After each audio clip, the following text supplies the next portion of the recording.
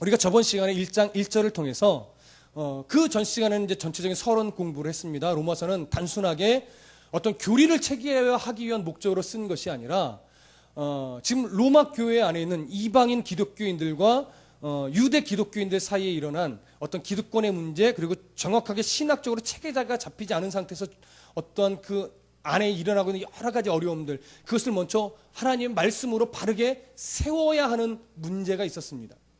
그래서 바울이 그동안에 자신의 경험과 하나님 깨닫게 해주신 모든 것들을 농축해서 복음이 무엇이냐에 대해서 아주 정확하게 로마서에 다 기록한 겁니다. 말씀에 온전하게 로마 교회를 세워야 하기 때문에. 늘 말씀드리지만 성도는 교회에 뿌리 내리는 게 아닙니다, 여러분. 또 목사에게 뿌리 내리는 것도 아닙니다. 오직 신앙은, 성도는 하나님의 말씀에 뿌리 내리는 겁니다. 교회 이름 없어져도 되고 목사의 이름 못 외워도 상관없는 겁니다. 하나님의 말씀에만 뿌리 내리시면 되는 건데, 로마 교회를 지금 바울이 그렇게 뿌리 내리게 만들려고 지금 아주 농축해서 아주 신학적인 체계를 집약해서 쓴 것이 로마서인데, 그렇게 말씀으로 세워야 하는 이유는 뭐냐면, 바울이 이제 스페인까지, 당시 땅끝이라고 여겨졌던 스페인까지 선교하기 위한 소망을 꿈꾸고 있었기 때문에, 그러려면 선교 후원을 안디옥에서 이제 받을 수 없어요. 너무 멀어서. 선교 후원은 어디서 받아야만 해요? 가까운 로마에서 받아야만 돼요. 근데 로마를 말씀으로 세워놓지 않으면 선교 후원을 받을 수가 없지요. 그래서 로마의 문제도 해결하고 말씀에 깊이 뿌리 내리게 세우고, 그래서 그것을 전초 기지로 해서 스페인 선교의 그 하나님의 뜻을 이루고자 로마서를 쓸 수밖에 없는 겁니다. 그리고 로마서가 이렇게 어려움에도 불구하고 말씀에 집약된, 신학적으로 아주 깊이 있는 말씀으로 농축될 수밖에 없었던 겁니다. 그런 어떤 우리가 이제 서론적인 배경을 이해하고 1절로 들어갔었습니다. 바울은 그래서 자신에 대한 오해를 깨트려야 되기 때문에, 거짓 선지자다, 거짓 사도다, 사도도 아니다, 이런 루머가 갔을 수도 있기 때문에 자신이 누구인가를 정확하게 먼저 밝혀야만 했어요. 물론 당시 서신의 특성상 서론 앞부분에 자기가 누구이고 누구에게 썼는지를 밝히는 부분도 물론 있지요. 그래서 1절에 뭐라고 말합니까? 예수 그리스도의 종 바울은 사도로 부르심을 받아 하나님의 복음을 위하여 택정함을 입었으니. 바울은 예수 그리스도의 종이었습니다. 그러나 그냥 종이 아니었어요. 둘로스라는 표현은 뭐예요? 자유를 주었음에도 불구하고 나는 자유인이 되고 싶지 않습니다. 이 주인이 너무 좋아서 나는 자유로, 내 의사로 매인, 기꺼이 자유롭게 매인 종이 됩니다 라고 해서 귀를 뭐예요? 송곳을 뚫었죠. 그래서 여러분, 성도들이 귀걸이 하는 이유는요, 멋부리기 위한 게 아니에요. 나는 누구의 종이다? 잊지 마십시오. 여러분, 귀걸이 왜 하셨어요? 나는 누구의 종이다? 귀걸이 안 하셔도 돼요. 안 하셔도 돼요. 그러나 귀걸이 할 때 그리스도인은 달르셔야 되는 거예요. 나는 누구의 종? 예수 그리스도의 종이다. 하나님의 종. 그 의미예요. 바울이 나는 기꺼이 하나님을 너무 사랑해서 하나님의 종된 사람입니다, 이 고백하는 거예요. 로마의 그 노예들이 많음에도 불구하고 그들이 놀라죠. 어찌 그럴 수 있을까? 나는 노예가 싫은데 예수가 어떤 분이길래, 이런 궁금증을 풀어가는 겁니다. 그래서 어떻게 해요? 또 자신은 사도로 부름받았다. 왜 사도인지는 저번 시간을 못 들으신 분 들어보십시오. 그것까지 설명 안 하겠습니다. 바울은 사도로 하나님으로부터 부름을 받았다라고 정확하게 나는 자신이 사도임을 드러냅니다. 그러고 나서 뭘 위해서 택정을 받았어요? 하나님의 복음을 위해서. 복음을 위해 택정을 받은, 특히 복음을 누구에게 전하기 위해서? 이방인에게 전하기 위해서 하나님께 부름을 받아 사도로 세움받은 사람임을 정확하게 드러냅니다. 그러니까 지금부터 자기가 피력하는 모든 내용은 사사로이 피력하는 거예요? 아니죠. 복음을 위하여, 하나님의 나라를 위하여 지금부터 그 수많은 것들을 쏟아내겠다라는, 그러니까 잘 들으라는 얘기죠. 그래서 바울이 이제 설명할 것은 뭐냐면 2절에 들어가서 이제 나는 그렇게 복음의 택정을 입었기 때문에 복음이 무엇인지 설명하겠다라는 겁니다. 근데 이 복음은 이렇게 시작을 하는 거죠. 그래서 이 복음은, 근데 여러분 일단 우리가 알고 있다시피 복음은 뭡니까? 예수 그리스도예요. 그렇죠? 네. 그러면 로마 교회의 이방인 기독교인이든 유대인 기독교인이든 예수를 몰라요? 알죠. 근데 왜 복음이신 예수 그리스도를, 예수 그리스도가 복음인데 그것을 왜 또 설명해야 될까요? 그들이 지금 알고 있는 예수는요, 알고는 있지만 아직은 어떻게 알아요? 피상적으로 알아요. 정말 예수가 어떤 분인지, 예수님께서 이 땅에 왜 오셨는지, 그가 꼭 죽으셔야만 했는지, 그가 부활하셔야만 했는지, 하나님 왜 인간의 몸을 입고 보내셨는지 아직 구체적으로 모른단 말이에요. 피상적으로 안단 말이에요. 유대인 기독교들도 마찬가지예요. 로마 교회는 이런 어떤 기독교 교사가 세웠습니까? 어떤 사도가 세웠습니까? 어떤 선지자가 세웠습니까? 아니요. 오순절 마가의 다락방에 이런 그 성령의 역사를 유월절 지내려고 갔다가 거기서 베드로가 방언으로 설교하는, 베드로는 그냥 아람어로 하는데 듣는 사람이 뭘로 들어요? 자기네 말로 들어요. 놀라죠. 그러면서 거기서 개종했던 디아스포라 유대인들이 많이 생겼어요. 거기서 은혜 받았던 로마에 사는 디아스포라 유대인이 은혜 받고 개종하여 어디로 가요? 로마로 가서 자연스럽게 생겨난 것이 로마 교회란 말이에요. 그러니까 아직 기독교에 대해서 더 깊이 알지 못해, 조금 배워온 것 같고 그 신앙 붙잡고 세워진 교회, 그러니까 아직 교회가 정확하게 뭔지 몰라요. 하나님을 붙잡고 예수 그리스도를 인정하는 신앙은 있었지만 깊이가 없단 말이에요. 여러분, 예수님을 잘 아십니까? 예수님이 어떤 분인지 아십니까? 그러면 저 알아요 라고 말하고 싶은데 그럼 교만하다는 소리 들을까 봐 선뜻 입은 벌리지 못하시겠고, 여러분 성경을 아십니까? 얼마나 아십니까? 성경을 몇 독하셨습니까? 많이 하셨습니까? 그 성경을 얼마나 아십니까? 설교 많이 들으셨습니까? 여기는 뭐 거의 일평생 들으신 분도 있고, 그렇죠? 일주일이면 많이 들으시는 분은요, 일주일에 설교 몇 번 들으시는지 아십니까? 새벽 예배 일단 최소 5번에서 6번, 수요 예배, 주일 오전 오후 예배, 때로는 어린이 예배, 가끔 심야 예배, 특별 집회 막 포함하면 하루에 10번 이상의 설교를 듣죠. 1년이면요. 엄청납니다. 근데 그게 10년이 가고 20년이 가면요, 수백 편, 수천 편의 설교를 듣습니다. 인터넷만 들어가도 들을 만한 설교가, 들을 수 있는 설교가 한두 편이 아닙니다. 그런데 여러분 성경을 얼마나 아십니까?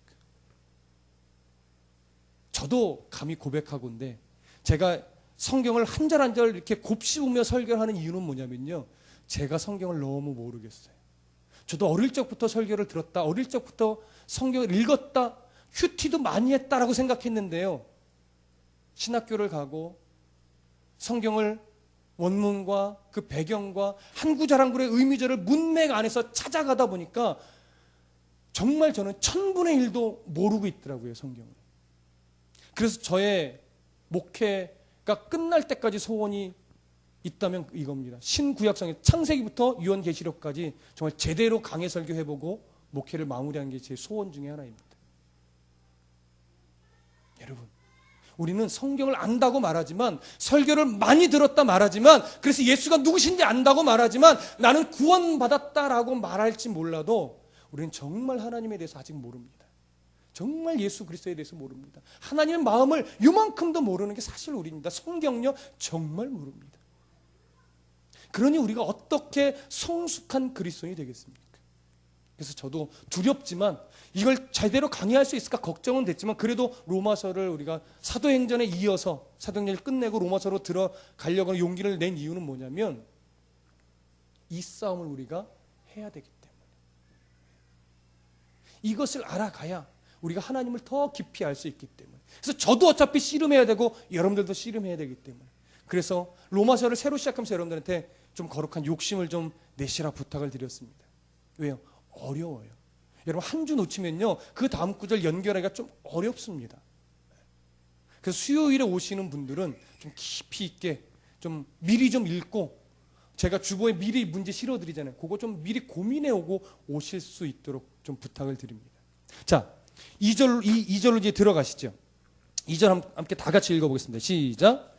이 복음은 하나님이 선지자들을 통하여 그의 아들에 관하여 성경에 미리 약속하신 것이라. 여기 보면 이 복음은 이렇게 말합니다. 이 복음은 뭐예요? 바울이 하나님으로부터 사명으로 받은 내용이에요. 그렇죠?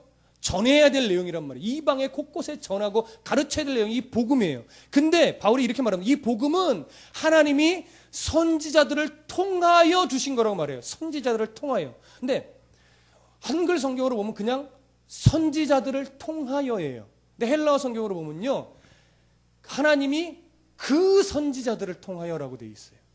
이 관사가 별거 아닌 것 같아요. 그냥 뭐 선지자들을 통하여든 그 선지자를 통하여든 뭐가 다른가 이렇게 생각할 수 있지만 그렇지 않습니다. 왜냐하면 당시나 역사를 거슬러 오면요, 기독교를 어떻게 대적하는 무리들이 있냐면 성경은 그냥 사람의 어떤 그 사고의 유산물일 뿐이다. 좀 생각이 많고 좀 이렇게 이야기를 잘 쓰는 사람이 정말 그럴듯하게 써놓은 것을 이렇게 모으고 편집해가지고 정말 그럴듯하게 모아놓은 것이 성경이다. 인간 사유의 결과물일 뿐이다. 이렇게 대적하는 무리들이 있단 말이에요. 그래서 바울이 뭐라고 말하냐면 하나님께서, 만물의 창조주인 그 하나님께서 그 선지자들을, 이건 뭐예요? 하나님이 직접 선택하여 세운 선지자라는 얘기예요. 무슨 말인지 이해되십니까? 하나님이 선택하여 세웠다는 얘기는 뭐냐면 그 선지자들은 자기의 생각대로 어떤 인간의 사고와 자기의 작품으로서 글을 써내려간 것이 아니라 하나님이 그에게 감동하셔서 깨닫게 하셔서 그의 필체와 그의 경험과 그의 깨달은 모든 것을 유기적으로 하나님께서 영감하셔가지고 하나님이 원하시는 대로 글을 쓸 수 있게 만드셨다라고 하는 거예요. 예. 뭐 하나님이 가야 어여 다 불러가지고 그렇게 받아 적었다라는 얘기가 아니라 그의 어떤 실력, 그의 문체적인 기술, 그의 경험, 이런 것들을 하나님이 다 아시고 판단하시고 선택하여 하나님께서 영감을 주시고 깨닫게 하여 하나님이 그렇게 역사하여 쓰게 하셨다라고 하는 거예요. 그래서 그렇게 쓴 성경 안에 뭘 약속해 주셨어요? 그의 아들에 관하여 하나님이 약속을 주셨다라고 하는 거예요. 그러니까 그 약속이 인간의 어떤 소설이라는 거예요? 아니란 말이에요. 하나님이 뜻과 계획과 목적이 있으셔서 기록하게 만드신 경전이라는 거죠. 그러니까 함부로 하나님의 말씀을 판단할 수 없고 훼손시키지 말라고 그러는 거예요. 그래서 그 선지자들을 통하여 그의 아들에 관하여 성경에 미리 약속하신 것이라, 이렇게 말하는 거예요. 성경에 미리 약속하신 것이라. 그래서 이것은 하나님께서 직접 선지자를 통하여 성경이라는 거룩한 말씀으로 뭐 하신 거예요? 계시하신 거예요. 그래서 성경을 어떤 종교라고 표현합니까? 계시의 종교라고 표현하는 것이죠. 계시의 종교. 보통 우리가 하나님의 말씀이라고 하는 것은 이렇게 하나님의 계시로 시작되는 거예요. 사람의 사유에서부터 시작된 것이 아니라, 사람의 어떤 깨달음에서 시작된 것이 아니라 하나님의 작정하심으로부터 시작해서 하나님이 택한 선지자들에게 직접 하나님의 감동으로 말씀을 주셔서 기록되게 된, 그래서 하나님의 말씀으로부터, 하나님 말씀의 계시로부터 시작된 것이 성경이라는 것이죠. 그것이 계시의 종교입니다. 자, 그러면 이 성경 안에 이 계시의 종교라는 것이 어떤 의미가 보통 있나요? 비밀과는 다르죠. 계시는 비밀과 다릅니다. 비밀이라는 것은 뭐예요? 보여주고 들려주지 않으면 알 수 없는 게 비밀이에요. 계시는요, 보여줘도 아무나 알 수 없는 게 계시예요. 들려주고 보여줘도 몰라요. 왜 모르냐면 하나님이 깨닫게 해주시는 은혜를 부어주시지 않으면 아무리 들려주고 보여줘도 알 수 없는 거예요. 그래서 기독교는 계시의 종교예요. 이해되십니까? 여러분, 누가복음 24장 44절 이후에 보면 어떤 장면이 나오냐면 예수님이 십자가에 돌아가시고 부활하셨음에도 불구하고 제자들이 예수님이 죽은 그 자리를 떠나서 어디로 가요? 고향으로 가요. 근데 하나님이 그들을 만나 주시죠. 만나서 비로소 그들에게 가르쳐 주시고 깨닫는 은혜를 주시니까 비로소 그 제자들이 하나님의 말씀의 의미가 무엇인지를 다 깨닫게 되었다라고 누가복음이 기록하고 있습니다. 그 은혜. 그래서 성경은, 기독교는 계시의 종교예요. 여러분들이 예수를 스스로 노력하고 스스로 열심히 기도해서 여러분 예수 그리스도를 알게 됐고 믿게 됐습니까? 천만의 말씀입니다. 기독교는 철저하게 그렇게 말하지 않습니다. 여러분들이 스스로 온 것 같지만 하나님이 은혜를 주시고 하나님이 여러분들에게 생명을 부여하여 눈을 열어주시지 않았으면 여러분 절대 하나님을 아버지라 부를 수 없고 성경이 믿어질 수 없고 삼위일체를 인정할 수 없습니다. 그 부분만큼은 신비이기 때문에 그렇습니다. 삼위일체를 어떻게 설명할 것이며 삼위일체를 어떻게 믿을 수 있어요? 하나님의 깨닫는 은혜 아니고서는 결코 인정할 수 없고 믿을 수 없는 게 삼위일체고 기독교의 신비입니다. 그런데 믿어지잖아요. 부인할 수 없잖아요. 그게 바로 제자들을 깨닫게 하셨던 하나님의 은혜가 저와 여러분들에게 임한 겁니다. 여러분, 이게 가장 큰 복이에요. 이 복을 받았는데, 이 놀라운 복이 우리 안에 이미 있는데 우리는 아직도 근심에 매여 있고 염려에 매여 있고 걱정거리가 왜 이렇게 많은지. 저를 봐도 마찬가지죠. 그래서 우리는 근심의 종 되지 말고 누구의 종? 예수 그리스도의 종이 되어야 돼요. 귀 안 뚫은 사람 뚫으세요. 십자가 다세요. 그래서 귀에 흔들리는 십자가를 느끼며 내가 왜 걱정의 종이 되고 있지? 난 예수 그리스도의 종인데. 이게 정당하게 귀걸이를 할 수 있는 명분이 생겼네, 그렇죠? 그겁니다. 그런데 여러분, 바울이 지금 이 복음을 예수 그리스도의 어떠한 그에 관하여 성경에 약속하신 이것을 여기서 복음이라고 표현할 때 바울의 의도는 뭐냐면 그 약속이 이미 뭐했다? 성취되었다라고 하는 부분을 강조하는 거예요. 성취되었다. 성취되었기 때문에 그것이 비로소 뭐가 되는 거예요? 복음이 된 거예요. 여러분, 저번 시간에 복음이 헬라어로 뭐라고 말씀드렸죠? 유앙겔리온이라고 말씀드렸습니다. 유앙겔리온은 그 유앙겔리온이라는 의미를 정확하게 이해하려면 어떻게 유앙겔리온이라는 단어가 쓰여졌는가를 여러분가 아셔야 된다고 말씀드렸어요. 이 배경은 바벨론 포로 시대로 거슬러 올라가야 됩니다. 바벨론 포로 시대 때 유대인들은요 엄청나게 고생했습니다. 아니요, 노예로 끌려서 핍박당하고 노역을 하고 정말 비참한 삶을 살았어요. 그렇게 오랜 시간 비참하게 살면서 하나님이 우리 민족을 사랑하시는가? 하나님은 정말 계시는 것인가? 우리가 해방될 수 있을까? 이런 물음들을 던졌죠. 그 물음에 답을 주기 위해서 계속해서 써내려갔던 것들이 뭡니까? 열왕기서 같은 성경이죠. 그 다음에 하박국서라든가 이런 것들이 그 답을 주는 거예요, 사실은. 그런데 그렇게 하나님을 향하여 늘 질문이 던져질 무렵쯤 팔레스타인의 고레스 왕이 바벨론을 멸망시켜버립니다. 그러고 나서 포로로 끌려왔던 노예들에게 해방을 선포합니다. 이제 고향으로 돌아가도 좋다. 이 소식, 이제 해방되었다, 고향으로 돌아가도 좋다라고 하는 이 소식이 유앙겔리온이. 그러니까 우리에게 있어서 유앙겔리온은 뭐예요?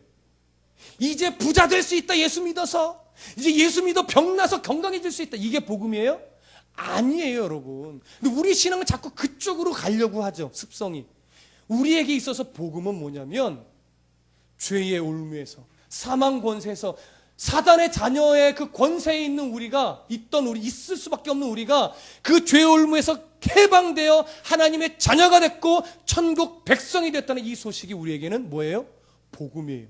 근데 누구로 말미암아? 예수 그리스도가 빠지면 안 돼요. 예수 그리스도의 십자가의 보혈의 공로로 말미암아, 예수님의 부활로 말미암아 우리가 죄의 권세가 끊어지고 지옥의 자녀임에도 불구하고 하나님이 우리의 신분을 바꿔 주셨다라고 하는 거예요. 엄청난 대가를 지불하고. 그래서 하나님의 자녀, 천국 백성이 되었다라는 이 소식이 바로 유앙겔리온, 복음이란 말이에요. 근데 어느 순간 우리에게 이 복음의 기쁨이, 이 복음의 가치가 슬며시 희미해져 있는 우리를 발견하는 거죠. 여러분, 100만 원이 좋습니까? 여러분, 천국 백성이요 라는 소식이 좋습니까? 이론적으로 말고요. 실제로 100만 원이 좋죠? 아니에요? 난 100만 원이 좋은데. 100만 원이 좋은데 못 잡는 거죠. 그렇지 않습니까? 10만 원만 있어도요. 그거 붙잡고 싶죠. 근데 이거 붙잡는 마음은 분명히 있는데, 이거 붙잡고 싶은 마음은 있는데 어떤 가치를 알아요? 복음의 가치를 아니까 하나님이 없는 10만 원은 붙잡고 싶지 않은 거예요. 아니요, 붙잡을 수 없는 거예요. 붙잡고는 싶죠. 근데 붙잡을 수 없는 거죠. 그렇게 해서라도 안 붙잡는 게 뭐예요? 그게 성도란 말이에요. 그게 복음의 가치란 말이에요. 근데 이 복음의 가치를 모르는 사람은 나 오늘 예배했으니까 뭐 하면서 예배 교회 성전을 밖으로 나가면 복음 대신 뭘 잡아요? 10만 원을 잡는 거예요. 100만 원을 잡는 거예요. 1000만 원을 잡는 거예요. 그건 병든 신앙입니다. 아무리 건강한 신앙도요, 10만 원, 100만 원, 1000만 원이 좋습니다. 그거는 부인할 수 없습니다. 그러나 그게 참으로 좋지만 복음의 가치를 알기 때문에 못 붙잡는 거예요, 여러분. 이게 성도예요. 우리 모두 지금 우리 안에 이 복음의 가치가 조금 식어져 있다면 다시 한번 하나님 옆에 엎드리셔야 됩니다. 하나님, 내 안에 복음의 가치가 지금 또 희미해진 것 같습니다. 이 은혜를 잊지 않고 다시 내 속에서 이 복음의 값진 가치가 다시 살아나서 그 가치를 가지고 살아가게 해 주십시오. 기도할 수 있으셔야 됩니다. 저도 마찬가지고요. 이 복음이 바로 바울이 말하고 싶은 복음인 것입니다. 자, 그래서 바울은 이제 이 복음으로 시작해서 어디로 초점을 맞추냐면 예수 그리스도로 초점을 맞춥니다.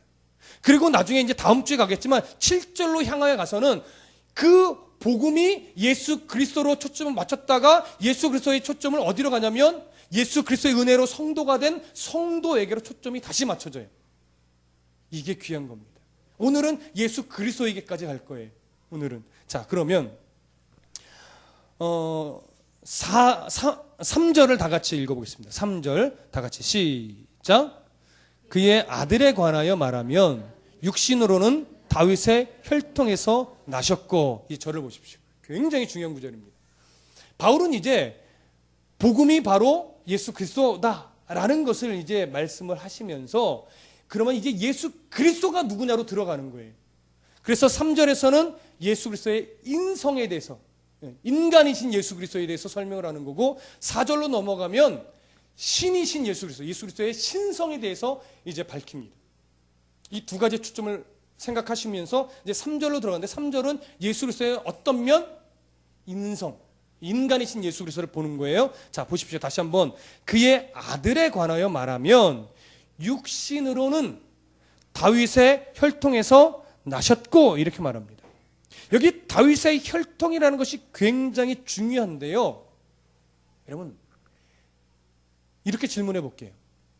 예수님이 정말로 다윗의 혈통입니까? 헷갈리시는 분도 좀 있죠. 예수님은 다윗의 혈통이 아니에요. 왜죠? 예수님은요, 요셉의 말하자면 노골적으로 얘기하면 정자로 태어난 아들이 아니에요.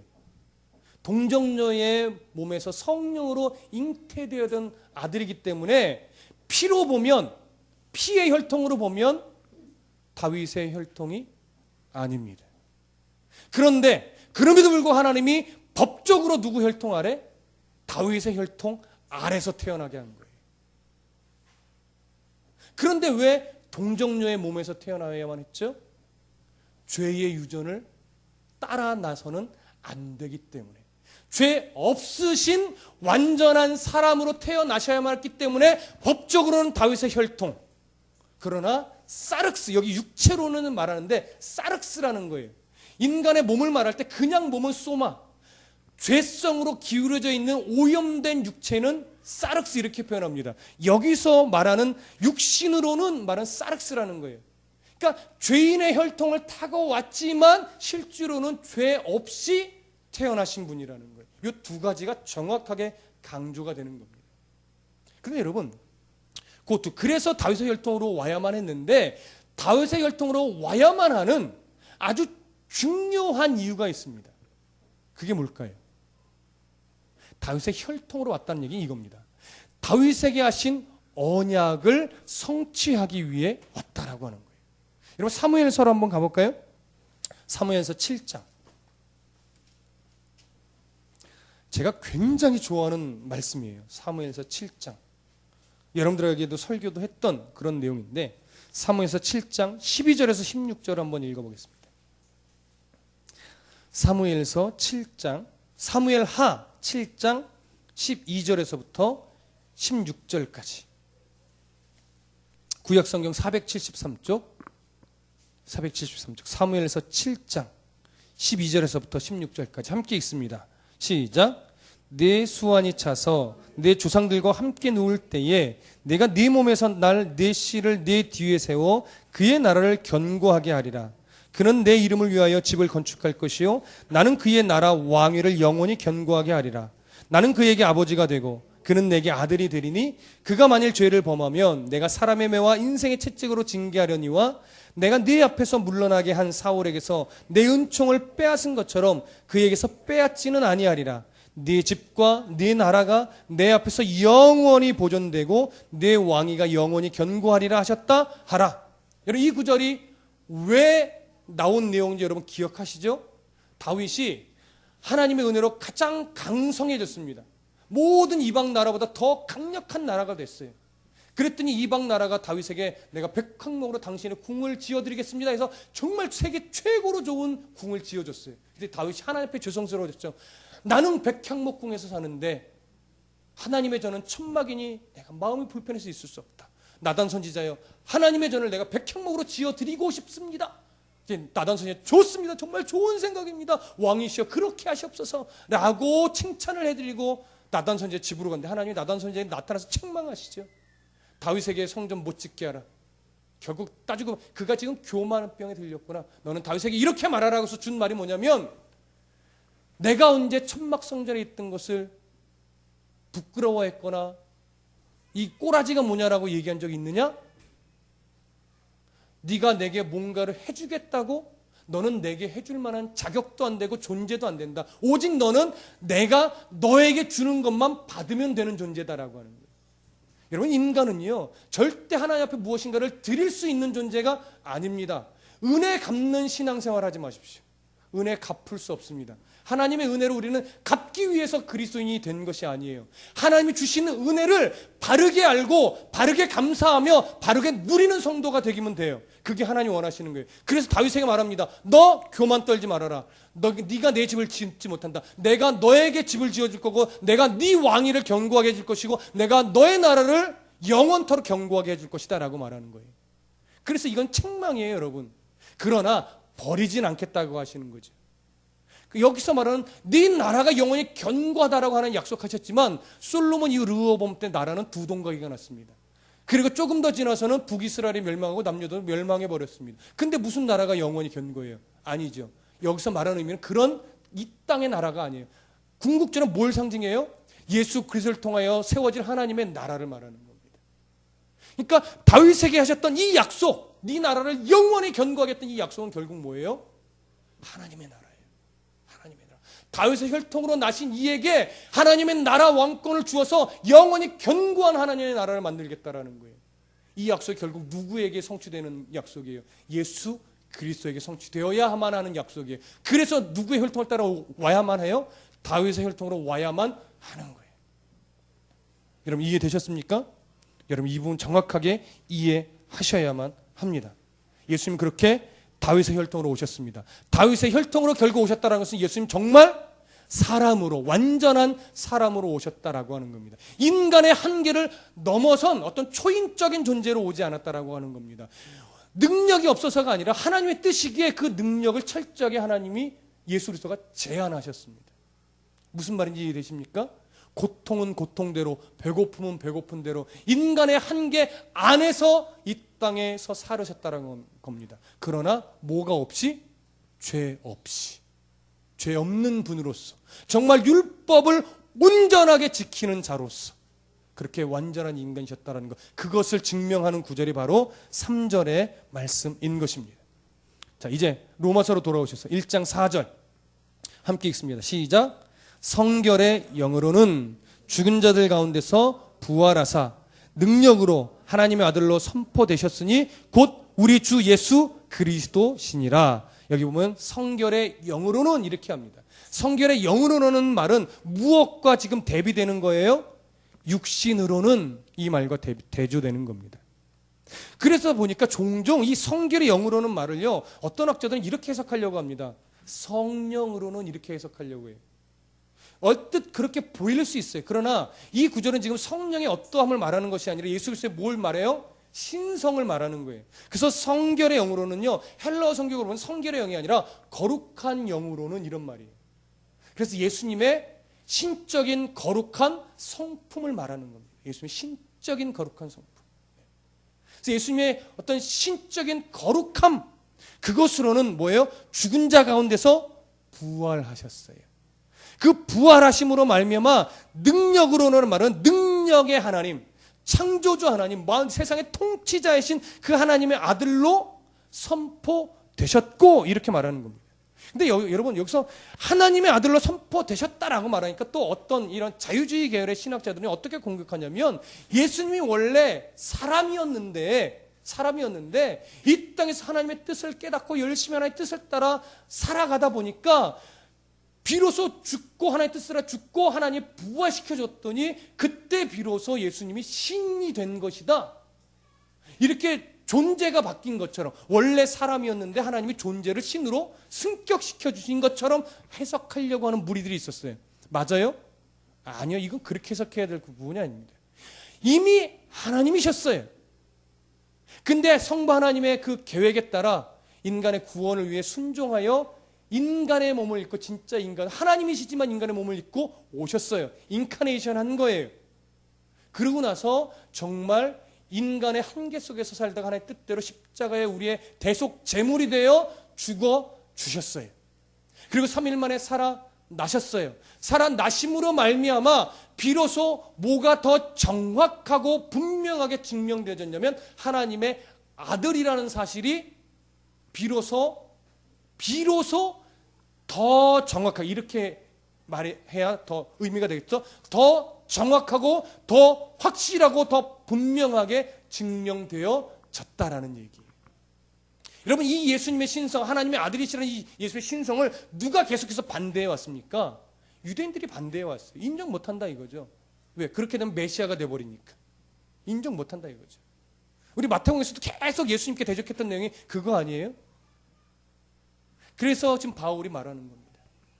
예수님의 신성에 대해서. 그는 하나님의 부활하심으로 죽은 자들 가운데 부활하셔서 능력의 하나님의 아들로, 전능하신 하나님의 아들로 비로소 더 정확하게 증명되어졌다, 그렇게 선포되어졌다라고 하는 것을 이 구절의 의미인 겁니다. 자, 그러면 여러분, 여기서 우리가 조금 더 정확하게 아셔야 될 게 뭐냐면, 하나님의 아들이라는 표현입니다. 하나님의 아들이다라고 말하니까 또 어떤 이단들이 이때부터 어떤 이단들이 출몰 하냐면, 봐라, 예수님을 하나님의 아들 아니냐? 그러니까 예수님은 하나님보다 조금 낮은 수준의 신이다. 종속설이라고 해요. 종속설. 하나님 밑에, 서열 말하면 2위 내지는 3위, 이런 식으로 보는 거예요. 하나님의 아들이라고 기록되어 있지 않느냐?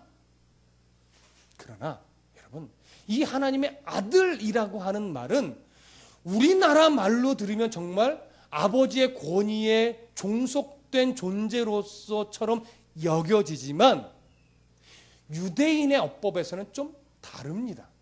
유대인의 어법에서 누구누구의 아들이라는 표현은요, 본질상 같다라고 하는 거예요. 본질상. 본질에 있어서, 성질에 있어서 같다라고 하는 표현이 바로 누구누구의 아들이라는 말이에요.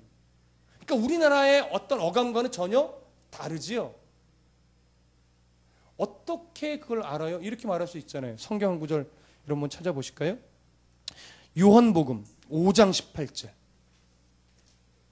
많이 안 찾겠습니다. 시간이 많이 가서 요한복음 5장 18절만 찾아보시죠. 요한복음 5장 18절 함께 읽습니다. 시작. 유대인들이 이로 말미암아 더욱 예수를 죽이고자 하니, 이는 안식일을 범할 뿐만 아니라 하나님을 자기의 친아버지라 하여 자기를 하나님과 동등으로 삼으심이로라. 하나님을 아버지라고 부른다는 것이 무엇과 같다고요? 하나님과 동등하게, 이런 의미가 있어요. 그러니까 여기서 바울이 로마서에서 하나님의 아들이다라고 표현하는 것은 뭐냐면, 종속됐다라는 것이 아니라 하나님과 동일한 분이란 얘기예요. 태초부터 함께 계셨던, 태초부터 만물을 창조하셨던 그 전능한 하나님이라는 거예요. 예수님께서 그것을 드러내는 겁니다. 이것만 봐도 하나님의 어떤 신성이 정확하게 드러나는 거지. 그리고 또 하나 볼 수 있는 것은 뭐냐면, 하나님의 아들이란 표현은요, 비로소 예수님이 이제 만물의 통치자로서 이제 그 역할이 바뀌었다라고 하는 거예요. 그 역할이 바뀌었다. 어떻게 해요? 부활 이전에는 예수님의 역할은 뭐였어요? 인간을 위한 의의 대속 제물이 그의 역할이었어요. 그때는. 그래서 이제 예수님이 죽고 부활하심으로 그 역할을 뭐 하셨어요? 성취하셨죠. 그렇기 때문에 이제는 어떤 위치로 가셔야 돼요? 만물의 통치자의 위치로 가셔야 하는 겁니다. 그래서 오늘도 통치자로서 우리를 바라보시고 통치자로서 우리를 위해 중보자의 역할을 지금도 감당해 주시는 분이 바로 예수 그리스도이신 겁니다. 그렇게 이것만 봐도 예수님이 얼마나 완전한 인간으로 사셨는지, 그리고 정말 얼마나 완전한 신이셨는지를 우리가 두 가지 다 알 수 있게 되는 겁니다. 하나님은 완전한 인간이셨고 완전한 하나님이셨습니다. 그러면 왜 예수님이 부활하셔야만 했습니까? 꼭 부활하셨어야 돼요? 죽고 그냥 끝나시면 안 됐어요? 우리 성도들은 좀 아시죠? 제가 몇 번 얘기했기 때문에 보십시오. 예수님이 죽은 것으로 끝났다라고 하면 뭐가 증거가 안 되죠? 우리의 죄가 용서됐다라고 하는 증거가 안 됩니다. 왜냐하면 구약시대 죄 용서의 제사를 1년에 한 번씩 드릴 때 속죄 제물을 갖고 옵니다. 장로들이 죄를 전가시키는 안수기도를 합니다. 그리고 죽이고 피를 냅니다. 그 피를 가지고 제사장이 지성소로 들어가는데 발목에 뭘 맵니까? 방울을 매죠. 또 뭐 하나 더 맵니까? 줄을 매지요. 그래서 지성소로 들어가서 속죄의 제사를 하나님께 드립니다. 올려드립니다. 그러나 드리는 자가 깨끗하지 못하거나 제사를 인도하는 제사장이 깨끗하지 못하면 하나님이 그 제사를 받지 않고 제사장을 죽이십니다.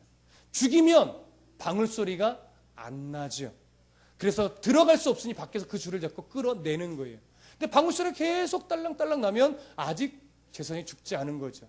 제사를 다 마치고 죽지 않고 살아 나오면 무슨 얘기예요? 아, 이 사람의 제사를 하나님이 연락하셨다라고 하는 거예요. 연락하셨다는 것은 죄가 용서됐다라고 하는 거죠. 그러나 구약시대 제사는 아직 완전한 제사가 아니죠. 1년밖에 유효기간이 안 되는 제사예요. 이 완전한 제사의 성취가 누구예요? 예수 그리스도예요. 예수님이 우리의 모든 죄, 과거의 사람이나 그 당시 현재 사람이나 미래 사람이나 다 그들의 죄를 끌어안고 의의 제물이 되어 죽으셨습니다. 그리고 죽은 것으로 끝나지 않고 살아나셨습니다. 제사장이 살아나온 것처럼 예수님이 살아나셨어요. 그랬기 때문에 뭐가 증거돼요? 우리의 죄가 용서되었구나. 하나님이 우리의 죄를 용서하셨구나. 이것이 증명된 것입니다. 그래서 부활은 꼭 있어야만 되는 겁니다. 이 의미가 바로 4절에 죽은 자들 가운데서 부활하사 그 의미를 담고 있는 겁니다. 그래서 능력의 그 하나님의 아들로 더 정확하게 선포되셨으니 그분이 곧 우리 주 예수 그리스도이시다라고 말하는 거예요. 4절의 마지막을 뭘로 끝맺어요?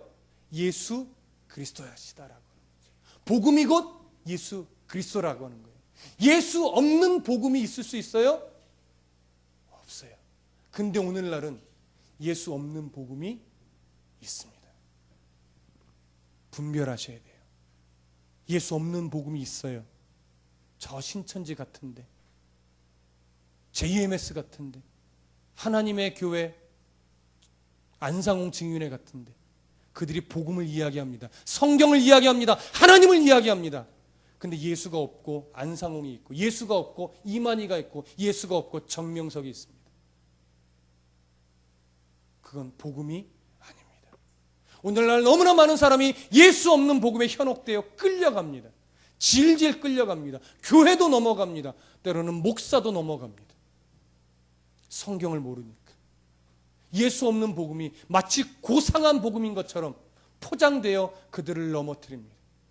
여러분, 예수 없는 복음은 아무리 귀에 듣기 좋고 아무리 감동을 주고 아무리 눈물이 나게 만들어도 그것은 복음이 아닙니다. 예수 없는 복음은 결국 우리를 하나님과 멀어지게 만듭니다. 결국 우리를 지옥의 자식으로 만들어버립니다. 이단뿐만이 아니라 세상은 예수 없는 복음의 가치로 우리를 잠식합니다.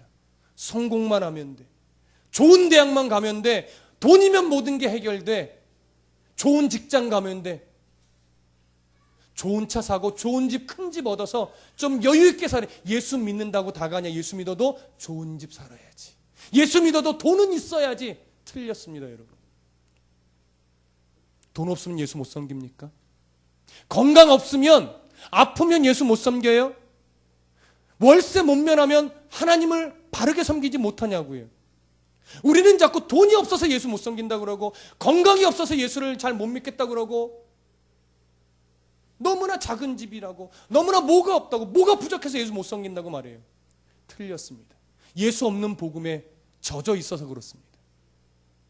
돈 없어도 얼마든지 넉넉하게 예수 섬길 수 있어요. 건강 없어도 얼마든지 하나님의 기쁨이 될 수 있어요. 교회 오란 얘기도 아니에요. 부지런히 막 봉사해야 된다는 얘기 아니에요. 돈이 없으면 없는 것에서 하나님이 내 삶에 무엇을 원하시는지, 왜 하나님이 내게 나를 비천에 처하게 하셨을까? 바울처럼 그걸 봐야죠. 돈이 많으면 왜 하나님이 나를 부하게 만드셨을까? 그 하나님의 뜻을 찾아야죠. 건강이 없으면 왜 나를 아프게 하셨을까? 여기서 내가 그리스도인다움이라면 그리스도인다운 삶이 뭘까? 이걸 고민하면 그 사람이 정말 하나님이 기뻐하는 사람인 거예요. 돈 많아서 하나님을 떠나는 자보다 돈이 없어서 더 하나님을 붙잡고 더 하나님께 엎드리는 자가 복됩니다. 여러분, 핑계 대지 마십시오. 하나님 앞에서는 안 통해요. 목사한테는 통할 수 있어도 여러분, 여러분들의 신앙을 말씀에 비추어 보세요. 과연 내가 지금 하는 불평이, 내가 갖고 있는 근심이, 내가 토로하고 있는 이 넋두리들이 하나님께 인정받을 만한 이야기인가? 예수 없는 복음에, 예수 없는 가치에 흔들리지 마시고 모든 것 다 잃어도 나는 예수만으로 만족할 수 있습니다라고는 고백으로 살아가셔야 진짜 성숙한 그리스도인이 됩니다. 진짜 넉넉한 그리스도인을 사실 수 있어요. 정말 풍요로운 그리스도인을 살 수 있어요, 여러분. 그렇게 살기 원하십니까? 그러면 더 말씀에 엎드리십시오. 더 말씀으로 나를, 저 집사가 아니라 나를 채찍질하십시오.